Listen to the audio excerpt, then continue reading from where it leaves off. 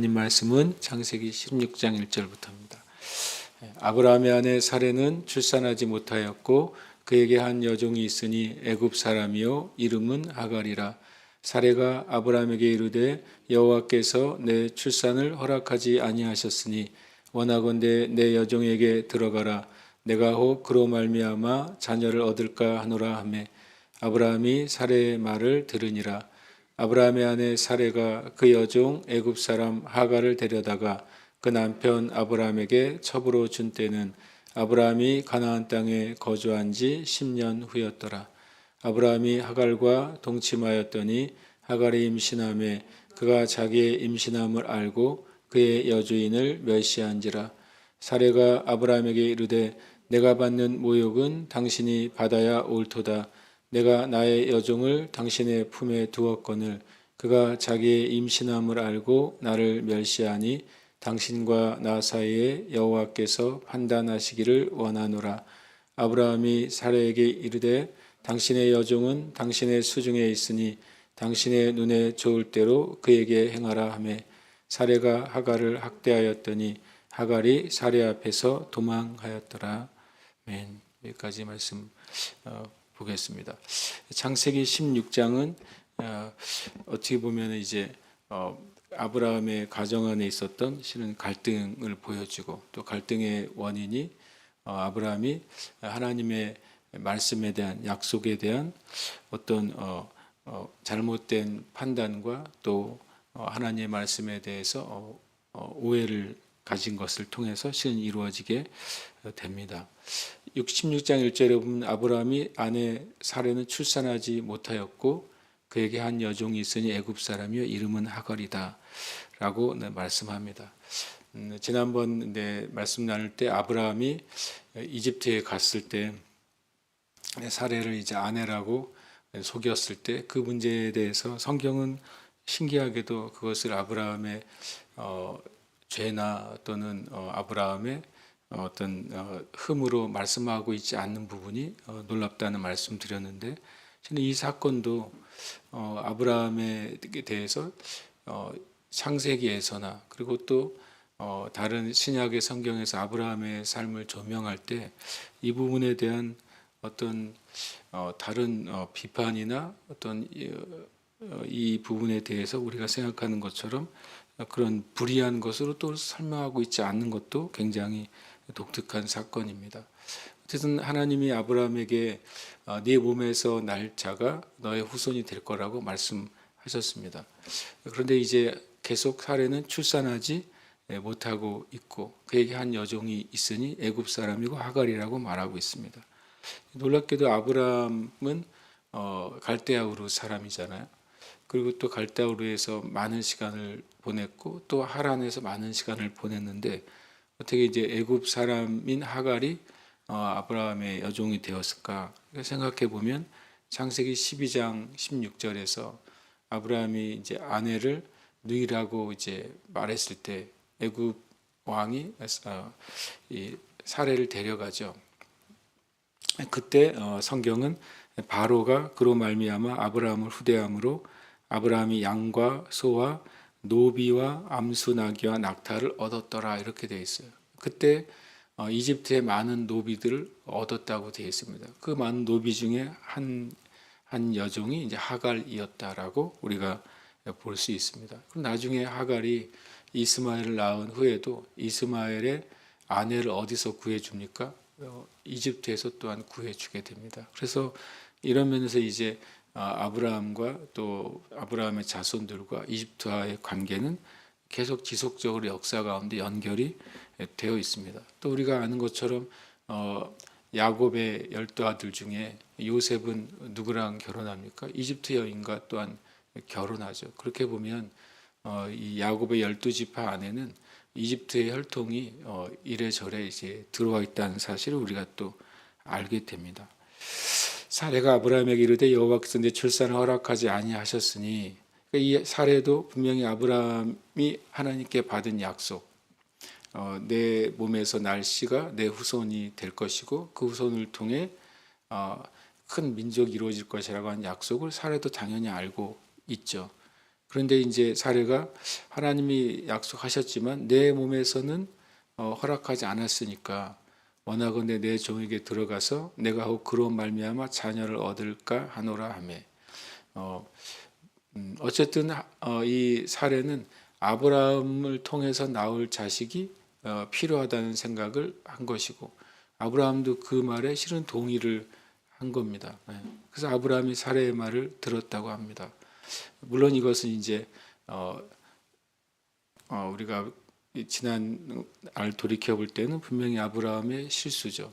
그리고 잘못된 판단이죠. 하나님은 분명히 사레와 아브라함 사이에서 난 이삭을 하나님이 주신 약속의 자녀로 분명히 말씀하셨어요.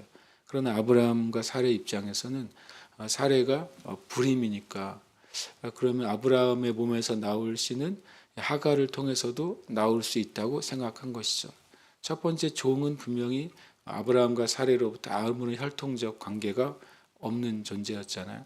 그러나 실은 이제 나중에 나올 이스마엘은 그렇진 않죠. 왜냐하면 아브라함의 혈통을 가지고 있습니다. 그래서 이들이 하나님의 말씀에 대해서 오해였다고 저는 생각합니다. 분명히 그러나 한편으로는 이들의 생각에 아브라함의 몸을 통해서 나오면 되니까, 그래서 이 사라의 권고를 듣게 됩니다. 그리고 고대 사회에는 이런 일은 실은 아주 일반적인 일이었습니다. 아내가 자녀를 낳지 못할 때 다른 사람을 통해 낳은 자녀는 바로 아내의 아들이 곧장 되는 것입니다. 그러니까 어떻게 보면 이 나중에 하갈이 떠나지 않고 그리고 하갈을 내쫓지 않았으면 이스마엘은 자연스럽게 아브라함의 아들이 되고 그 이스마엘은 사레의 아들이 되는 것이었습니다. 그것은 이제 고대 사회 법적으로는 합법적인 상황이었어요. 근데 신기하게도 아내의 말을 들으니라, 들으니라라는 말이 어떻게 보면 영적으로는 이제 그 문제가 발생하는 단어가 됩니다. 이 히브리어로는 그것이 샤마입니다. 쉐마 이스라엘 아시잖아요. 들으라 이스라엘, 하나님은 한 분이시니 하고 십계명이 출애굽기에 나오죠. 그때 그 쉐마가 순종하다는 겁니다. 단순히 아내의 말을 들은 것이 아니라 그 말에 순종했다라고 하는 말이나 마찬가지인 것이죠.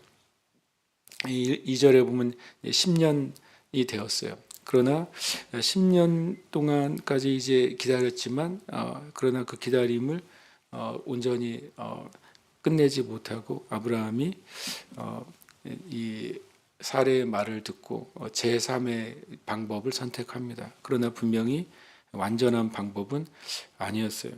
그런데 성경은 이 로마서 4장 19절은 이렇게 말씀합니다. 그가 100세나 되어 자기 몸이 죽은 것 같고 사라의 태가 죽은 것 같음을 알고도 믿음이 약하여지지 아니하고 믿음이 없어 하나님의 약속을 의심하지 않고 믿음으로 견고해져서 하나님께 영광을 돌리며 약속하신 그것을 또한 능히 이루실 줄을 확신하였으니 그러므로 그것이 그에게 의로 여겨졌느니라. 로마서 4장은 아브라함의 그 믿음을 얘기할 때 실은 이 부분을 창세기 16장의 부분을 말하지는 않습니다. 언급하지는 않습니다. 그러나 이후에 아브라함이 100세가 되었을 때 이삭을 낳은 장면을 언급하면서 그때 믿음이 약해지지 않았고 의심하지 않았고 믿음이 견고하여졌고 그래서 확신했고 그래서 하나님이 그것을 의로 여기셨다라고 말합니다. 분명히 아브라함이 약속을 받고 100세 이삭을 낳기까지는 25년이라는 굉장히 긴 세월을 통과합니다. 그 가운데 이 하갈을 통해 이스마엘을 낳는 잘못된 일이 일어났음에도 불구하고 하나님이 아브라함 인생 전체는 의롭다고 말씀하신다는 것입니다. 그래서 우리가 어떤 경우에라도 우리의 육적인 행동으로 하나님께 의롭게 될 수 없고 오직 하나님의 의롭게 하심만이 진정한 의라는 사실을 실은 아브라함을 통해서 우리가 깨닫게 되는 것이죠. 아브라함의 아내 사레가 그 종 애굽 사람 하갈을 데려다가 그 남편 아브라함에게 첩으로 준 때는 아브라함이 가나안 땅에 거주한 지 10년 후였더라. 85세가 된 것이죠. 여기서 첩이라는 표현을 한국 성경에 쓰여 있지만 원래 이제 영어 성경이나 또 원어는 레이샤라고 해서 아내로 주었다 이렇게 되어 있습니다. 그러니까 이 하갈은 아브라함의 아내가 된 것입니다. 종이 아내가 된 것이죠.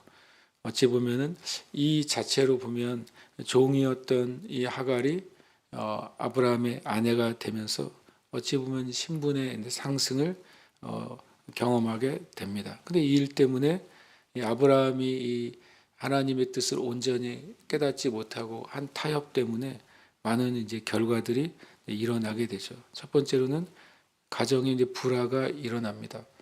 아브라함이 하갈과 동침하였더니 하갈이 임신함에 그가 자기의 임신함을 알고 그의 여주인을 멸시한다라고 말하고 있습니다. 가정 가운데 불화가 일어나죠. 이제 하갈이 사레를 멸시합니다. 그리고 사레와 하갈 간의 갈등이 이루어지게 됩니다. 그리고 또 뒤에 보면 이제 사라가 하갈을 불의하게 학대하는 일이 일어나게 되죠. 하나님의 응답에 대해서 우리가 바로 말씀 안에서 그 답을 찾지 못할 때 우리의 삶에 이제 갈등이 일어나게 되고 하나님이 기뻐하시 않는 일들이 일어나게도 되는 것입니다. 그래서 우리가 하나님의 부르심에 대해서 한번 이제 어떤 특별한 하나님의 은혜로 부르심과 또 사명을 깨달았다 할지라도 하나님 나에게 주신 부르심과 사명을 계속 깊이 묵상하고 하나님의 뜻이 무엇인지를 묻지 않는다면 우리도 모르는 사이에 내가 부르심을 위해 살고 사명을 위해 살아간다고 하는 선택이 때로는 우리의 삶의 갈등과 또 마귀가 가져다 두는 거짓을 초래할 수도 있는 것입니다. 사례가 아브라함에게 이르되 내가 받는 모욕은 당신이 받아야 옳도다. 참 이제 사례가 이제 화가 난 거죠. 엄청 화가 났고 그리고 하갈이 오히려 자녀를 임신했을 때 당시의 고대사의 법에 의하면 실은 하갈이 낳을 아들은 실은 사라의 아들이거든요. 그런데도 이 하갈이 마치 이제 자신이 이 사례보다 높은 지위가 된 것처럼 행동하는 것이죠. 그것은 하갈도 분명히 당시에 이제 법에 의하면 잘못된 행동, 교만한 행동을 하고 있는 것입니다. 그리고 불신앙 가운데서 그렇게 행동하고 있다고 볼 수 있습니다. 그때 이제 내가 나의 요정을 당신의 품에 두었거늘 그가 자기의 임신함을 알고 나를 멸시하니 당신과 나 사이에 여호와께서 판단하기를 원하노라 라고 말합니다.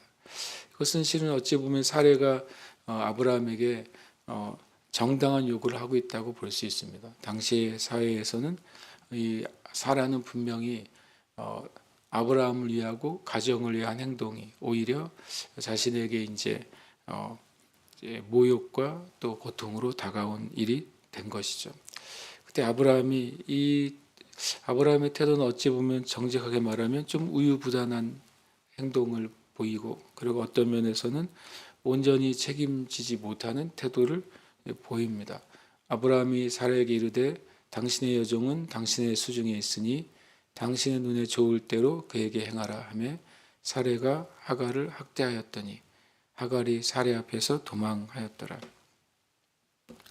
아브라함의 태도는 분명히 온전히 이 상황을 책임지는 태도는 아닌 것으로 보입니다. 왜냐하면 그것 때문에 이제 사레가 하갈을 학대하는 일이 벌어지고 그리고 임신 중에 있는 하갈은 그 가정을 떠나 도망하는 지경에 이르기 때문에 그렇습니다.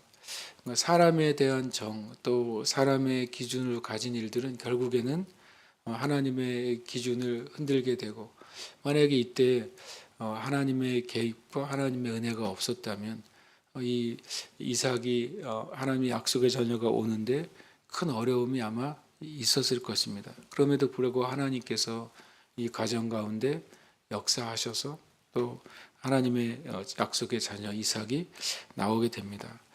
우리가 좀 기도하고 싶은 것은 우리의 삶 가운데 이미 주신 하나님의 그 약속, 이미 주신 부르심에 대해서 우리가 더 말씀 안에서 견고하게 되어야겠다. 그렇지 않으면 이 아브라함과 사라가 잘못된 판단으로 말미암아 이스마엘을 낳게 되고 그리고 수많은 역사 가운데 이스마엘의 자녀가 하나님의 백성을 끊임없이 대적하고 현대에 이르기까지 마귀는 이스마엘의 자녀를 통해서 실은 무슬림이라는 하나님을 대적하는 거대한 세력을 낳게 하고 그것을 통해 지금도 영적인 전쟁 가운데 있는 것을 우리가 보게 됩니다. 저와 여러분이 말씀에 대해서 온전히 이행하는 그리고 또 끝까지 인내하고 결실하는 은혜가 있기를 축복합니다. 함께 이 시간 기도 제목 읽고 기도하겠습니다. 하나님의 말씀을 품고 인내로 결실하는 과정 가운데서 온전히 하나님의 말씀을 신뢰하고 행하는 믿음을 주옵소서. 합심해서 기도하겠습니다.